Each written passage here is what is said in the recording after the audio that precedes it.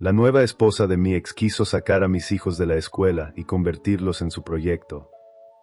Esta historia, como tantas otras donde hay exmaridos, nuevas esposas y una especie de experimento pedagógico no solicitado, podría empezar en un día cualquiera, pero no. Empieza un verano, cuando el calor vuelve viscosas hasta las buenas intenciones y las escuelas cierran, como si dijeran, háganse bolas ustedes. La protagonista se llama Alma, tiene 31 años, 2 hijos y una paciencia tan larga como la lista de telenovelas que no ha visto. Su ex esposo, Aarón, de 35, un día decidió que la vida con Alma no era suficiente y se fue con Nicole, una mujer de 34 que, además de tener 4 hijos de una relación anterior, parecía decidida a fundar su propia versión de la Nueva España, en casa. Nicole educaba a sus hijos en la cocina, el comedor, la sala y, si se descuidaba uno, hasta en el baño. Y no era porque no hubiera escuelas, sino porque ella, con esa convicción inquebrantable que tienen los cruzados y los vendedores de aspiradoras, creía que nadie podía enseñarle a sus hijos mejor que ella. Cuando Aarón se mudó con ella, se sumó a la cruzada con la energía del converso y entre los dos decidieron que lo mejor para todos era unificar el sistema educativo, unilateralmente. Los hijos de Alma, un niño de 9 años y una niña de 8, iban a una escuela pública, jugaban con otros niños, se sabían el horario de recreo de memoria y hacían tareas que sus padres a veces tampoco entendían. Y eran felices. Pero entonces Nicole, después de ver que sus hijos se asomaban por la ventana con la mirada de perro abandonado cada vez que los de Alma salían con mochila al hombro, fue y le dijo a Alma que aquello era una injusticia, que sus hijos se estaban sintiendo menos, que había celos, que el mundo no podía seguir así. Alma, que tenía una capacidad diplomática que ni la ONU, le dijo que lo lamentaba mucho, pero que aquello no era su problema, que eso pasa en las familias donde uno llega cuando ya hay niños de por medio, y que no, que sus hijos seguirían yendo a la escuela, porque así lo querían ellos también. A Aarón, que no se sabe si por amor, por costumbre o por evitar tener que mediar, insistió. Les preguntó a los niños si querían quedarse en casa con Nicole, que seguramente les enseñaría a multiplicar mientras hacía sopa. Los niños, con esa claridad que dan los recreos, dijeron que no, que les gustaban sus amigos, sus maestros, su vida. Y cuando Aarón y Nicole se vieron vencidos por la realidad, fueron con su abogado, quien, tras leer el caso, miró el cielo, suspiró y les dijo que eso no iba a prosperar, que no se puede obligar a una madre a aceptar que otra persona, que ni siquiera es maestra, eduque a sus hijos porque a los tuyos les da envidia. Entonces Aarón, frustrado, fue y se lo contó todo a Alma, que lo intentaron, que el abogado dijo que no, que Nicole estaba desolada, que era una lástima por la unidad familiar. Alma, con esa serenidad de quien ya ha escuchado demasiadas tonterías, lo documentó todo y mandó otra carta por medio del suyo. Y cuando creyeron que el asunto había terminado, llegó el verano. Con él, la desesperación de tener a todos los niños en casa. Y la insistencia volvió, como esas moscas que no se van aunque uno cierre la ventana. Le dijeron que era por el bien de los niños, que Nicole tenía mucho que ofrecer, que sería injusto negarse. Pero Alma, firme, dijo, mis hijos van a la escuela en septiembre, como siempre. Y si a ustedes eso les parece una tragedia, pues búsquense un drama menos ridículo. Y así, entre cartas de abogados, mochilas listas y madres que creen que enseñar desde la sala es una vocación divina, se cocina esta historia que aún no termina. Lo que siguió fue una cadena de eventos que, en cualquier otro contexto, habría hecho reír a cualquiera, pero que para Alma era el equivalente a vivir en una comedia mal escrita donde todos los personajes secundarios creían ser los protagonistas. Nicole, al ver que las súplicas no funcionaban, decidió intentar una estrategia nueva, la ilustración por el ejemplo. Es decir, convirtió su casa en un campamento educativo.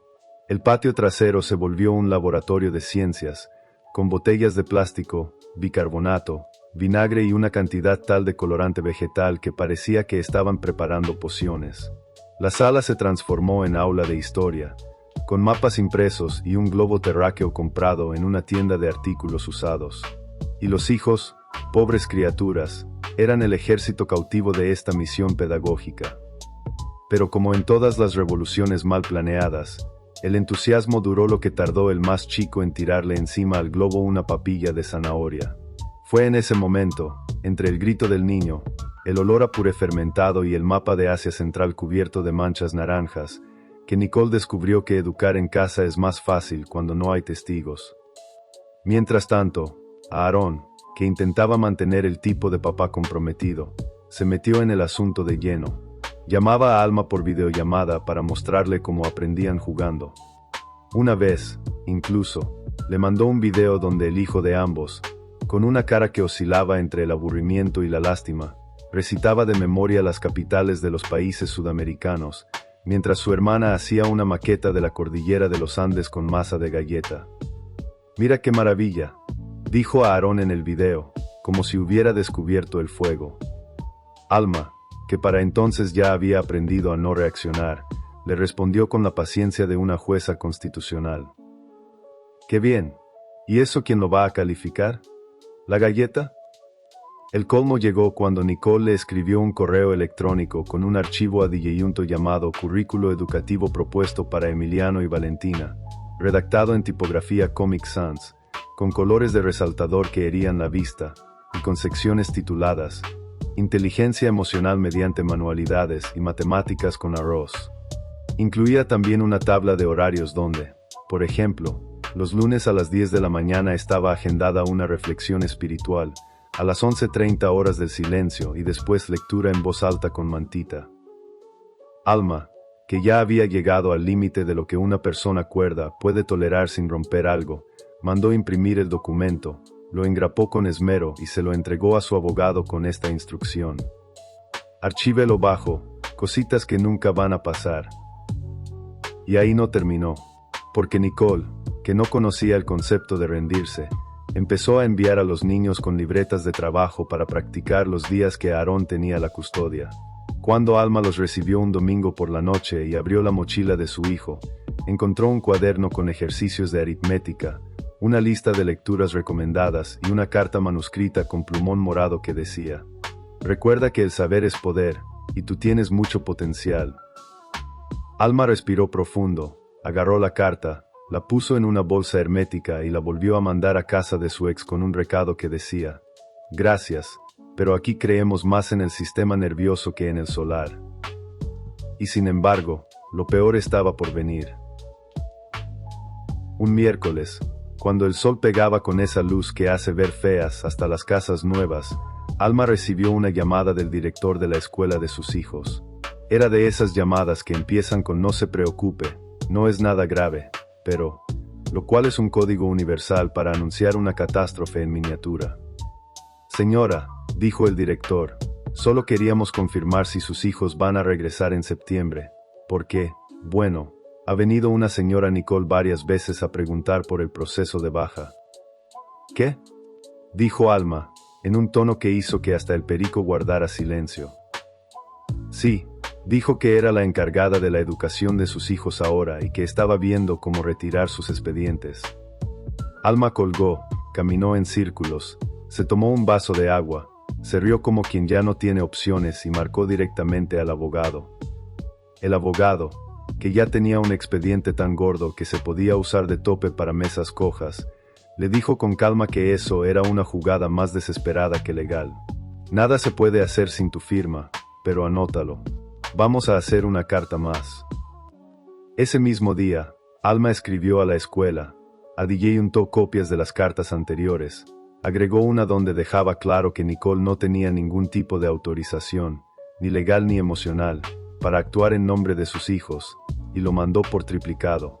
Uno al director, otro al supervisor escolar y otro, con aroma de perfume barato, directo a Aarón. Pero los eventos no se detuvieron ahí.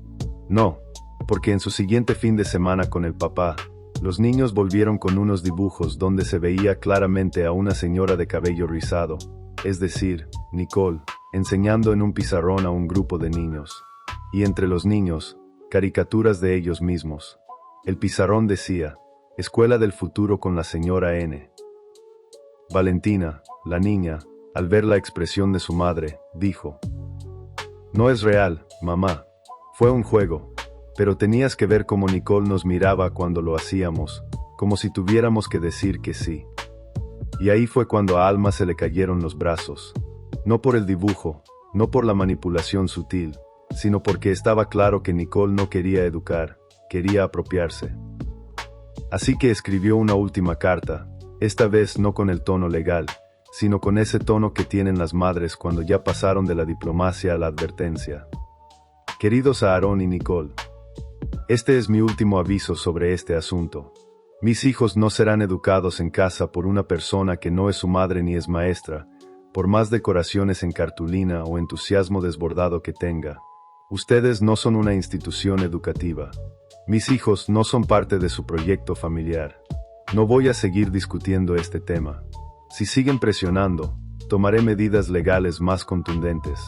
Y no serán pedagógicas, se los aseguro. Firmó, escaneó, envió. Y a partir de ahí, silencio. No por paz, sino porque a veces la única forma de seguir fastidiando es replegarse para planear la siguiente tontería. Pasaron unas semanas sin sobresaltos, lo cual, en la vida de Alma, era sospechoso.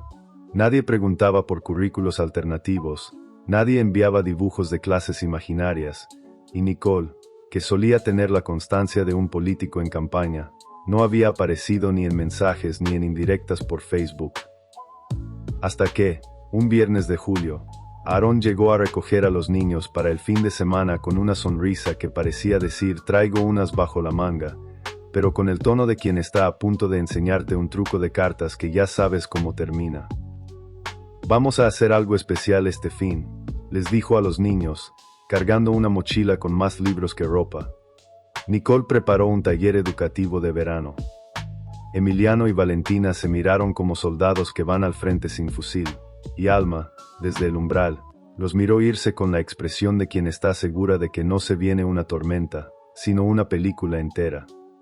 El domingo, cuando regresaron, traían puestos unos sombreros hechos de cartulina que decían graduados del taller Nicole 2025, una libreta llena de frases motivacionales mal copiadas y, lo más importante, unas ganas infinitas de volver a la escuela. «Mamá, no quiero volver a cortar papel nunca más», dijo Emiliano. «Ni escuchar que leer es más divertido si haces voces de caricatura», añadió Valentina. Y como si no fuera suficiente, Aarón, el lunes, tuvo el descaro de enviarle un correo a Alma diciendo que los niños la habían pasado de maravilla, que Nicole estaba radiante y que tal vez esto le ayudaba a reconsiderar. Alma respondió con una línea. «No, y la próxima vez que intentes colar a mis hijos en un curso de cartulina disfrazado de pedagogía, te voy a inscribir a ti en una escuela nocturna de sentido común». Ahí, por fin, se terminó la ofensiva Nicole. Los niños regresaron a la escuela en septiembre, con sus uniformes, sus mochilas, sus tareas mal hechas y sus historias de patio de recreo. Nicole, al parecer, se resignó a tener una familia en modo dúplex, la mitad en casa, la otra en la realidad. Aarón, por su parte, descubrió que hay batallas que no se ganan ni con discursos ni con dibujos. Y Alma, sin decirlo en voz alta, entendió que a veces ser firme es la única manera de cuidar lo que uno ama, incluso si eso te convierte en la antagonista de alguien que cree que el hogar es una escuelita y que todos los niños se educan igual. Lo que pasó con Alma y sus críos no es nuevo ni raro, aunque sí desesperante. Hay quienes, cuando no pueden meter las manos, quieren meter las narices. Y en este país ya sabemos que donde comen dos, comen tres, pero no todos cocinan. Y si alguien llega con sus cucharas queriendo revolver el guiso ajeno, más vale tener la tapa bien puesta. Aquí el asunto no era si Nicole enseñaba bonito o feo, sino que nadie le pidió que enseñara nada. Hay diferencias que ni con clases de yoga se emparejan. Una cosa es criar y otra muy distinta, creerse fundadora de la nueva academia de todo, que no por muchas ganas que tenga uno de sentirse útil, puede andar repartiendo reglas en casa ajena. La vida tiene sus jerarquías y en los terrenos donde uno no sembró, no se puede andar recogiendo lo que no le corresponde. Y lo más importante, cuando los niños ya dijeron que no, El adulto que insiste lo que busca no es educar, es dominar. Y eso ya no es familia, es dictado. Si esta historia les hizo enojar, reír o levantar una ceja, ahí tienen abajo para dejar un me gusta, comentar qué harían ustedes en ese caso, y suscribirse para no perderse más relatos como este. Nos vemos pronto.